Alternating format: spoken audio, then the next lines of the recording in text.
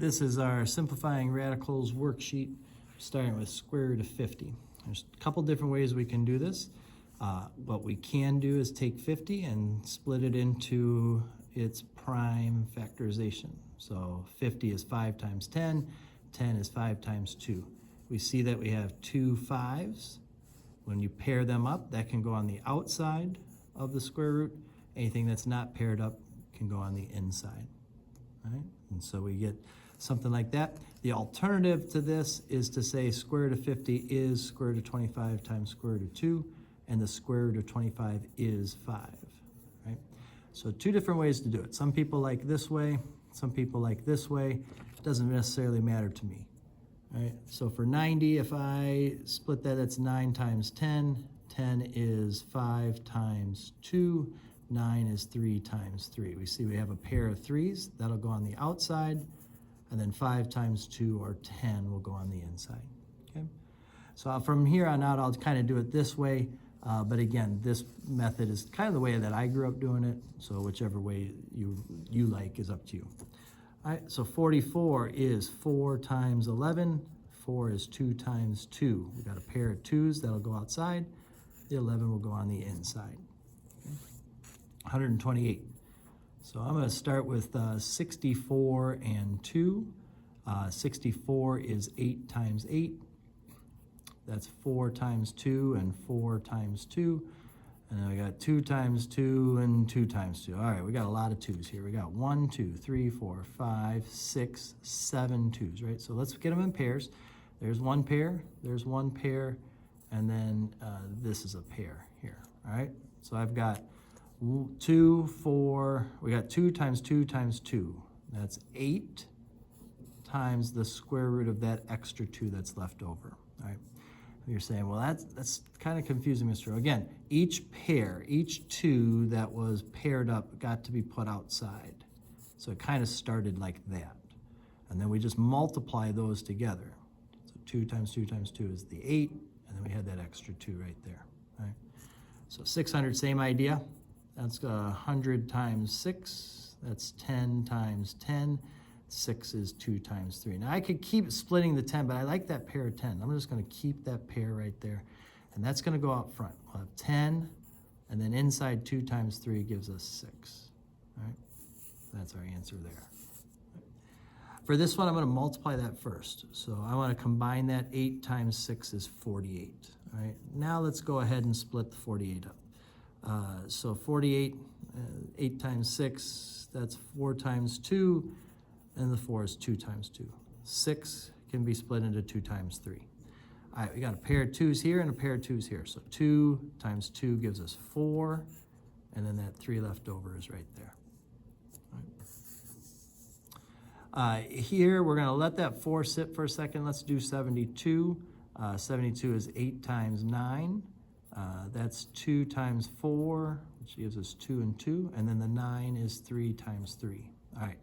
So we got a pair of 2s, pair of 3s, and we have a 4 already out here. So really we have 4 times the 2 times the 3, the pair of 2s, the pair of 3s, and then inside is this 2 that was left over, right? So 4 times 2 is 8, 8 times 3 is 24. We end up with 24 times square root of 2. Here I'm going to multiply numbers on the outside. So 3 times 5 is 15. On the inside, 6 times 15 is 90, okay? So then 90 we already did. If you look up here, 90 was 3 times square root of 10. So we could actually use that, or we can redo it, right? So 90 again is 3 times square root of 10. And now I'm going to multiply. 15 times 3 is 45. For this one here, we're going to go ahead and divide. So 320 divided by 10 is 32. And then we'll go ahead and do 32. So that's 16 times 2, which is 4 times 4. I'm going to keep that pair of 4s. So that goes outside, and then the 2 goes on the inside. All right, here, square root of 9. We already know the square root of 9 is 3. So I'm going to write that as 3. X to the 4th. What times itself would give me x to the 4th? And that would be x squared. So we're going to cut that in half. Okay. Same thing for y to the 12th. What gives me that? cut it in half, it'd be y to the 6th, right? So that one's pretty good. Here's where we get a little bit of an issue. So what I want, whenever you have an odd exponent like this, I want you to think of it as x to the 10th with a little extra x left over, right? Okay.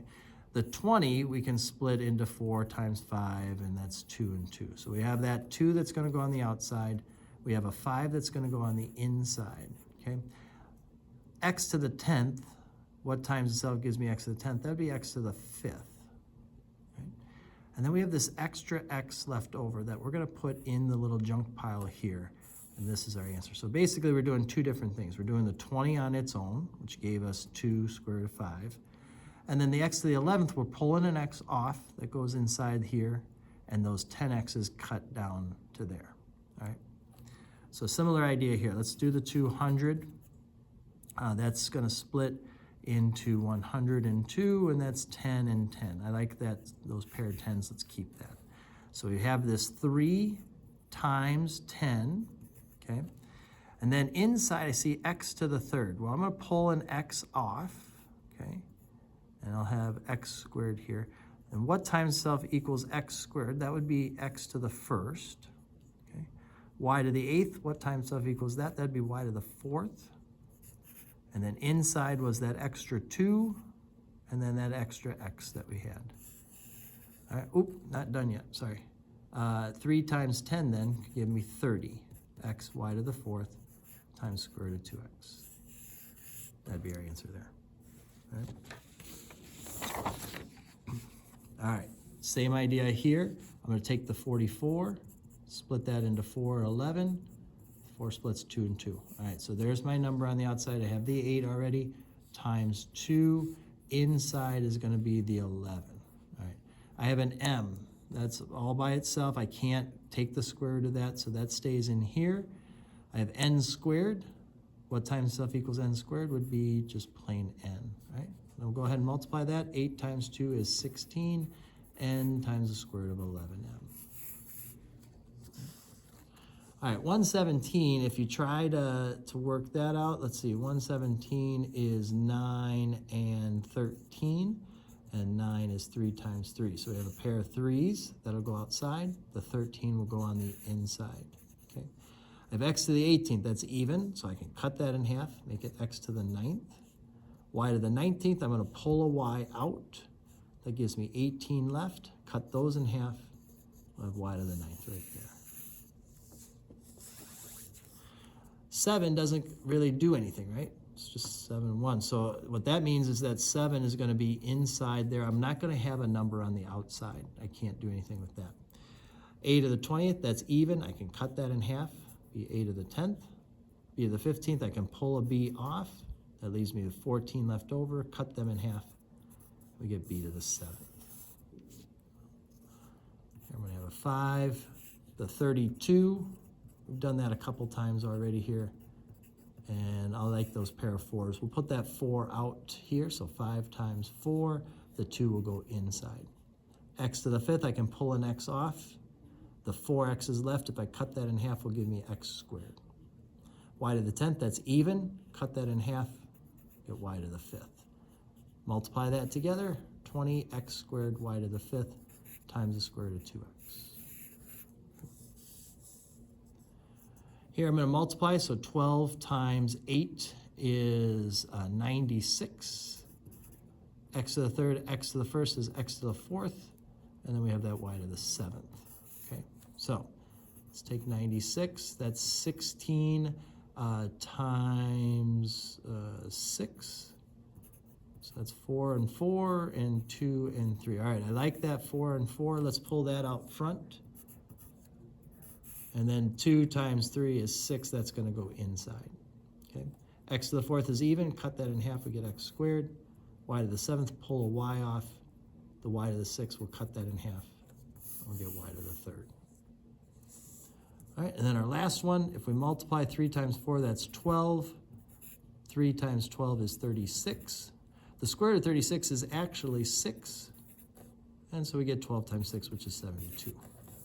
All right, so if you notice that, you can save yourself a little bit of time.